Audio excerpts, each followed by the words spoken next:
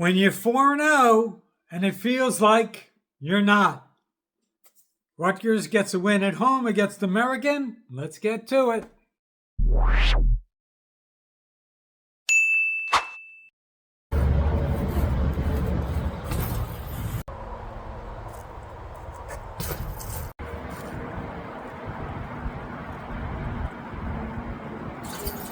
Okay, so Rutgers gets an 80-71 win over American at the rack in yet another kind of underwhelming victory.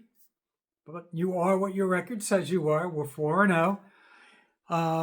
But, we entered the game as a 16.5-point favorite after opening the first three games. I think all of them were actually an 18.5-point favorite. And we are starting to formulate a pattern, which really shouldn't be all that surprising. We let inferior teams hang around.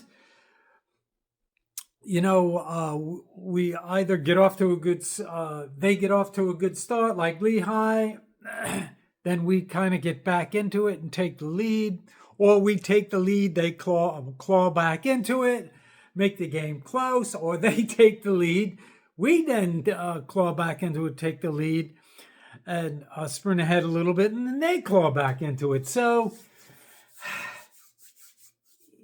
every time we look to put the game away, as Lee Corso used to say, not so fast. And this was one of those games. American follows the lead of Maine, Lehigh, and Ryder. They must have been watching film for the past couple years on Rutgers basketball because they're all they must have watched a Monmouth film from, was it last year? Just raining down threes. And they started this game 6 for 9 from three, sprinted out to a 22 to a 11 lead, and you're like, oh man, come on! Like, are we really doing this? And they missed several in a row. They missed, I think, 5 in a row, and then we went on a little bit of a run, 8-2. We get to within 5 points. We eventually tie the game at 30 and then go into the half tied at 33. But again, you're saying, all right, we kind of came back. This happens sometimes, but this is starting to be a pattern. And, like Coach Peichel, I'm not a big Ken Palm guy and all that kind of stuff, 300s, whatever. Anybody on any given night can give you a hard time. But we wind up being tied at halftime, and your guys, Dylan Grant, Tariq Francis, Bottle Out, they were quiet. They were not productive in the first half, and that explained a little bit of, maybe why the game was closer than it should have been. But we come out in the second half and we go on a 12-2 run, and you're like, okay, we got a 10-point lead. It's 45-35. And now you're thinking we're going to stop playing around. We're going to do what we think we should do, at least on paper, not on the court. No. American keeps chipping away. And you're like, here we go again. Here goes that pattern. They eventually cut the lead to 3 points. And you're like, come on, man, just enough of this already. But we made some shots and free throws down the stretch. We got up to, I think, a double-digit lead again, 10 points with just a few minutes left. Eventually, we win by 9. And it's a weird result, because this is not a game you can point to the usual basket of things that we don't do well. And you can say, yeah, our free throw shooting stunk.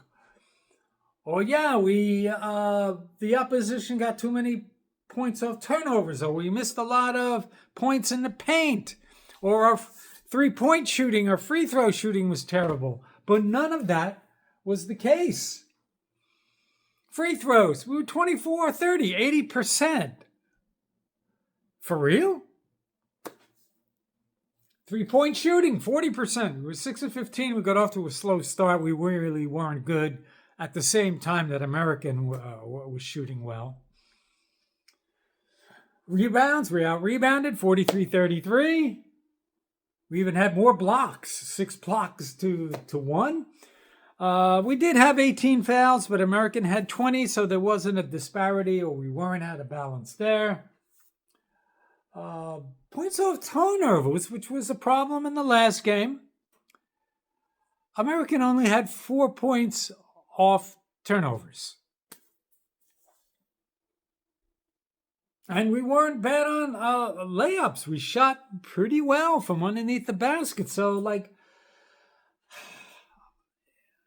you know, after a good start, American wound up for the game only shooting 35%, and we shot 47% after getting off to a slow start.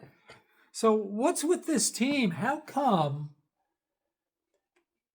you know, we didn't have issues in areas we usually have issues?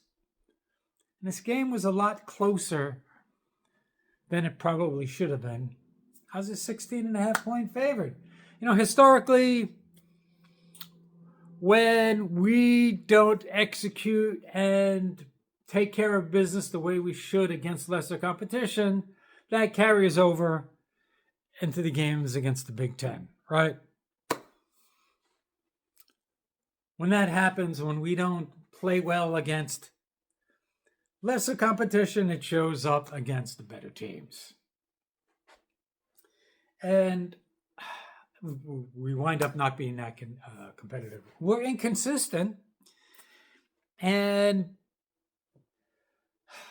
you know, too many guys are having a tale of two halves, whether it's Dennis Bottalou, whether it's Tariq Francis, whether it's Dylan Grant, you know, Darren Buchanan. I mean, you know, defensive lapses, you know, mostly around perimeter defense. You know, I don't like the pattern. And, you know, we've talked about this in the last video. Young team, yes, that's very Coachiano, Steve Pikel-ish. 9 new players. Developing an identity and style and cohesion and consistency is not easy when you throw a bunch of guys together, which is why, on the one hand, I think that we're 4-0 and we're winning, and there aren't any embarrassing Lafayette type, you know, losses and UMass Lowell from a couple years ago. But still, I don't like the pattern that we're in, where these teams that aren't particularly physically gifted, don't have the size, the athleticism, the skill level that we're going to face when we get into the Big Ten, are able to hang with us. I mean, what's going to happen when we play Purdue? Man, I don't want to even think about it. You know, that being said, you are what your record says you are. And in a season with low expectations, we're 4-0. There are no surprises. And we did have 4 guys in double digits. We'll get to some stats. After a slow start, Dylan Grant came on in the second half yet again. Good second half, double-double, 22 points, 11 rebounds. Tariq looked like the archetype of Tariq in the first half. Wasn't shooting well, didn't do a lot of scoring. Had a better second half, wound up 19 points, 5 rebounds, 4 assists. That's really good work. Darren Buchanan, another guy that I'm struggling to figure out. Like, I always felt he should have been starting, and I like that big physical Charles Barkley kind of guy. Didn't have a great first half. He had more minutes than I thought he did. I think he wound up with like 20 minutes, but after a slow start, 10 points, 2 rebounds, and assist. And Badala, another guy, didn't do much in the first half, wound up with 10 rebounds, a point, and an assist. On the flip side of the coin, J. Mike, not great tonight, not real proficient, 5 points, 3 rebounds, 5 assists. Not a great shooting night. Agboli back to earth, 4 points, 4 rebounds. Harun Zerno, 4 points, no rebounds and assists. Chris Nwili got some more playing time. People want to see that. 9 minutes. He had 2 points, and he's kind of forcing things, and he's turning into maybe trying too hard kind of guy. Not that that's ever a problem, but 3 personal fouls, 2 points in 9 minutes. Lino, Mark, and Byfall both only had 2 points. Lino, I think, is also a work in progress. We want to see these guys, Chris Nwili, you want to see Lino, you want to see them get more comfortable, make progress, and be a little more comfortable. You know, I reckon it to, I always go back to talking about how well you play in relation to quarterbacks, whether you're comfortable in the pocket or you have happy feet. Let's smooth out that, let's make things a little bit more effective and smooth and patient, and being able to, baseball players talking about being able to see the ball, quarterbacks being able to see the field. Let's hope those guys make some progress.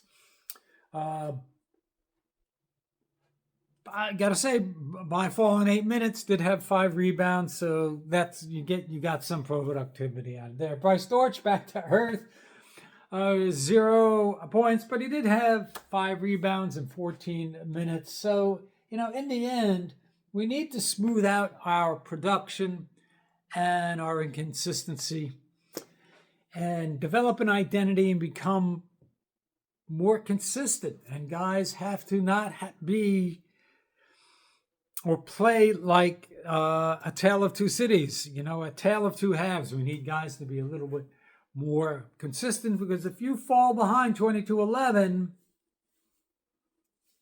in the Big Ten, you know what? You're toast, even if it's a middling team. So we're off to the rack, and we play. We go up against Central Connecticut State, who is 2-2, but they have a win against Boston College. So again, this kind of worries me. Boston College, they're they might be 2-2 as well, but nonetheless, the potential is there for Central Connecticut State to give us a problem if they're, beating the Boston Colleges of the world. So we have to watch out. Tonight, we talk about the Big Ten and how is this team going to transition and play against the Big Ten. Michigan State, underdog tonight, spanks number 12 Kentucky, 83-66, and we faced them twice. So that's what we're up against. After Central Connecticut State, we're off to number 20 Tennessee, number 1 Purdue, number 7 Michigan, and Seton Hall. Oh, and Notre Dame. So on paper, in a pretty decent scenario, you beat your rival Seton Hall and you pull off a win against Notre Dame. We have had some close losses against them in recent years. No one is going to kill you for losing to Michigan, Purdue, or Tennessee. You go 2-3 in that stretch, and you're 7-3. It's not terrible. Are you kind of like the football team where you're beating who you probably should be, and they're not great competition, and then you lose to the good teams? Yeah, but that's where we are as a program for Rutgers. It doesn't matter if it's football or basketball. Nonetheless, we're heading into holiday season. Let's hope that the holiday season sees us, gives us some joy when it comes to getting some wins. By the way, and I guess we'll have to do a preview on Ohio State. Coach had his pregame press conference today, and he was very realistic about going up against Ohio State and who they are as a team. I think, what are we, 32-point underdogs? Yeah, this is not...